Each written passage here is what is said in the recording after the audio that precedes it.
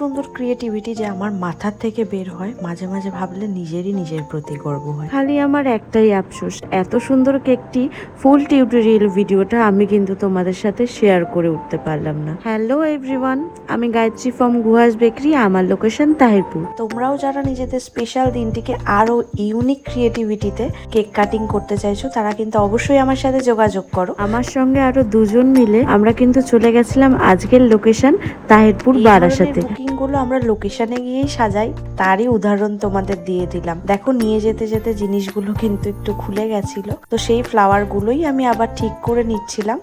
আর যে সমস্ত বেকার বন্ধুরা এই ভিডিওটা দেখছো, তোমরা যদি চাও এই ধরনের স্ট্যান্ড আমার থেকে রেন্টে মানে ভাড়ায় নিতে পারো। আমার করা চতুর্থ কি পঞ্চম ওয়েডিং কেক।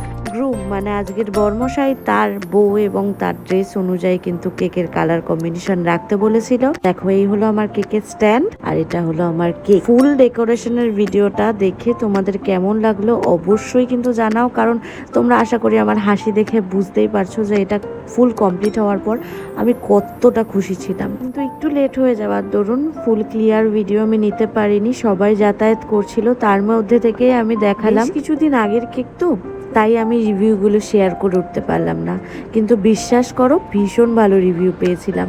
এরপর এখান থেকে আরও কিছু অর্ডার পেয়েছিলাম। যাক, এবারে তোমরা বলো কেকটির ফাইনাল লুক কেমন লাগলো। আশা করি ভালো লেগেছে তোমাদের, তাই প্লিজ একটা করে কমেন্ট করে জানিও, তাতে করে আমি আরও উৎসাহিত হব। আজকের মতো এইটুকুনি, টাটা।